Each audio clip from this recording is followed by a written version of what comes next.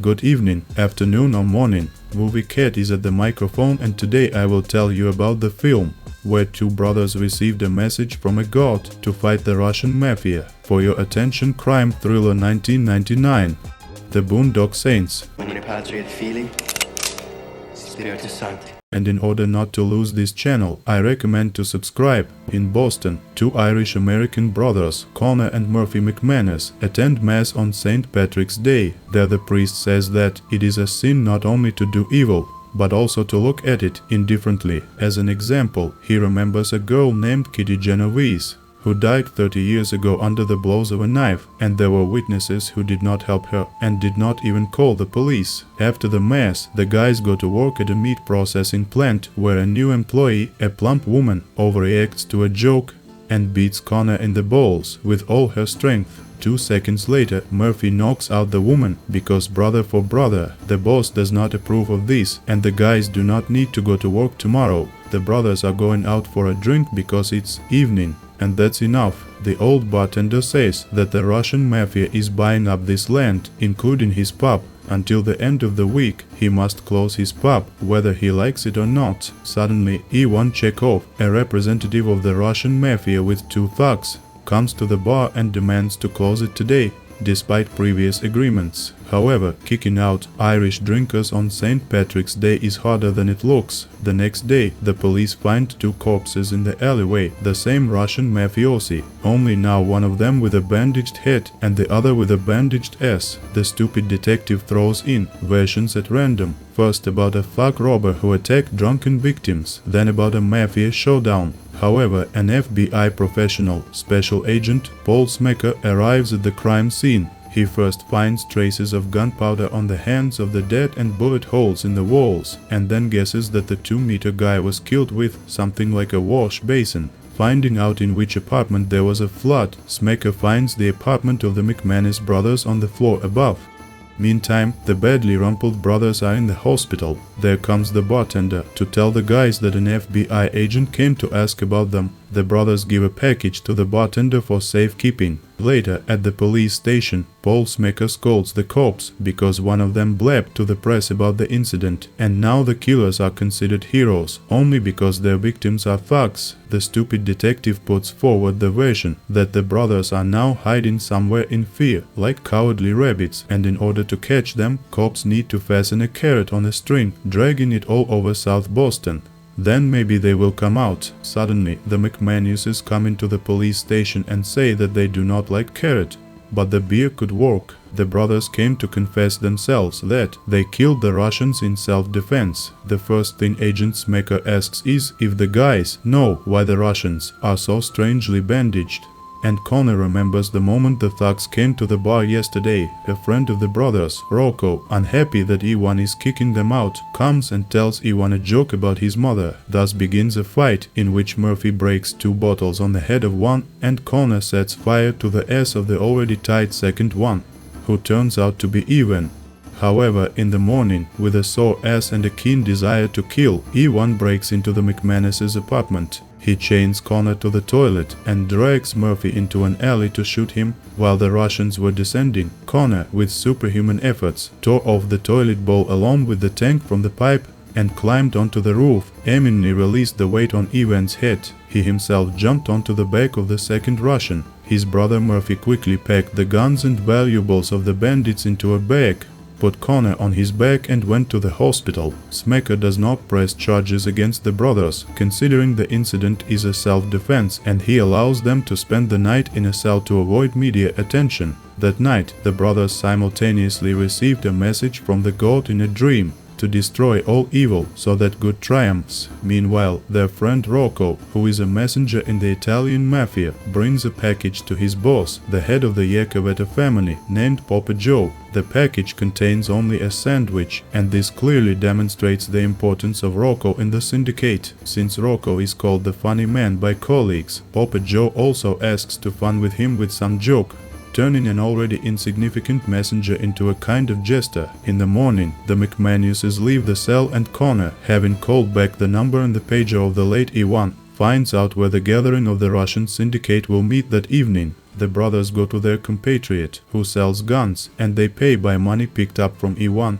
Totally arming themselves, Connor insists that they will need rope, among other things, because action heroes always need it for something. In the evening they go up to the top floor of the hotel. During the night, Agent Smecker and the detectives find 9 bodies there. Since one of the victims was killed with 2 cross shots to the back of the head with exit holes through the eyeballs, this tells 3 things. The victim was on his knees. He was the last to be killed, and there were at least 2 attackers.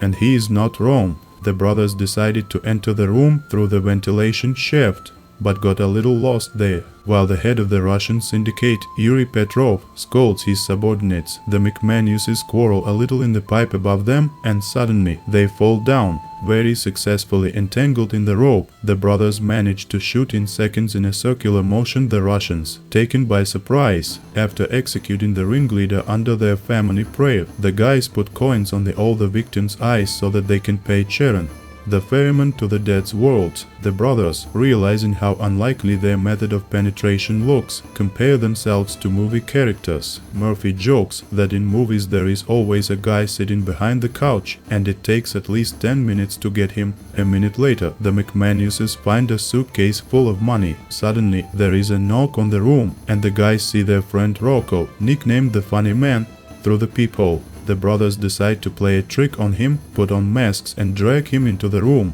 Rocco asks him to have mercy, claiming that he also came here for the souls of the Russians. The brothers find a 6-shot revolver in his possession and through laughter ask what he was going to do with 9 opponents. In the end, Connor and Murphy take off their masks, much to their friends' surprise. The guys go to Rocco's house for a few drinks and a chat. The brothers confess to Rocco that now killing villains is their calling. They also offer a friend to go to Italians and say that he killed all Russian by his own. This can significantly increase Rocco's reputation in the Italian syndicate. However, having sobered up in the morning, the McManuses suggest to Rocco that perhaps the Italians tried to set him up yesterday. They sent him to a lair full of Russians to kill the leader, but to die himself.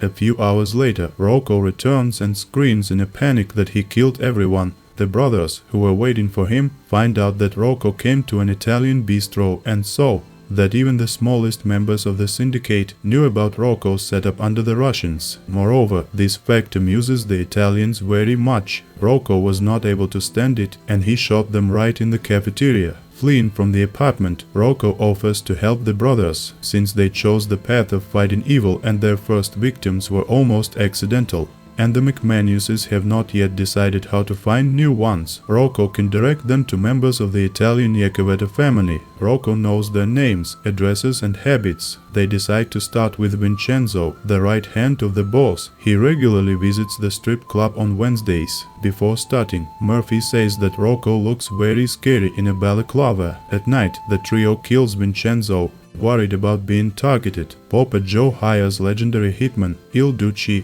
to deal with the killers. After eliminating a criminal for whom Rocco had a personal hatred, the 3 are ambushed by Il Duce, and although they manage to fight back, they all get seriously injured, and Rocco even loses his finger. The brothers and Rocco return to the apartment, where they heal their wounds. Hours later, the police are investigating the crime scene, but evidence collection seems futile, as the brothers covered their tracks by spraying ammonia on the bloodstains. However, Smecker finds a part of the finger and decides to do an independent investigation to find out who was behind the shootout. Smecker is able to trace the evidence back to Rocco and his 2 allies. This leads Smecker to a difficult choice of whether to go after the trio or join them in their cause, as Smecker believes they are doing the right thing. After getting drunk at a bar and getting advice from a priest, Smecker decides to help the trio. Later, the brothers and Rocco inform Smecker that they plan to infiltrate Iacovetta's headquarters to finish off the family, but Smecker learns that they will fall into a trap.